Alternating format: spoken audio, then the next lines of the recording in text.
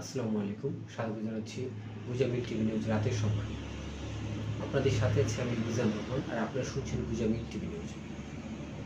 দেশের প্রধান দৈনিকের আলোকে প্রধান সংবাদ শিরোনামগুলো নিয়ে আমাদের আজকের আয়োজন রাতের সর্বশেষ সংবাদ শিরোনাম। তো জানিয়ে দিচ্ছি রাতের সর্বশেষ সংবাদ শিরোনামগুলো। যুক্তরাষ্ট্র ৬৬ সংস্থা থেকে সরায় বাংলাদেশের ক্ষতি কতটা?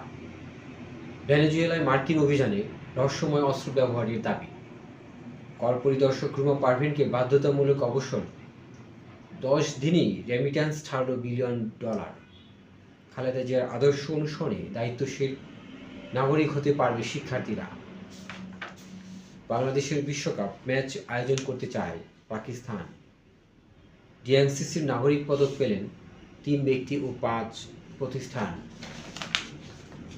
দৈনিক সমকাল।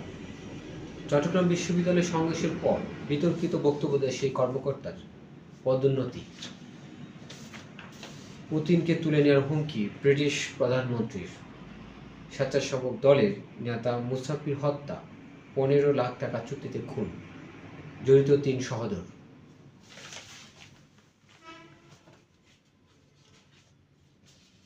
ইরান নিয়ে নতুন সিদ্ধান্ত নিতে পারেন ট্রাম্প। মাদুরো স্টাইলে পুতিনকে ধরে নিয়ে যাওয়ার হুঙ্কার ব্রিটিশ প্রতিরক্ষা মন্ত্রীর। একসময়ের খামিনি অনুগতরাই কেন এখন বিক্ষোভে? ইরানে সংঘাতে নিরাপত্তা বাহিনীর শতাধিক সদস্য নিহত, দাবি রাষ্ট্রীয় গণমাধ্যমে। দর্শক, এই ছিল এখনকার মতো সর্বশেষ সংবাদ শিরোনাম। আশা করছি চ্যানেলটিকে সাবস্ক্রাইব করে আমাদের সাথে থাকবেন। ধন্যবাদ সবাইকে।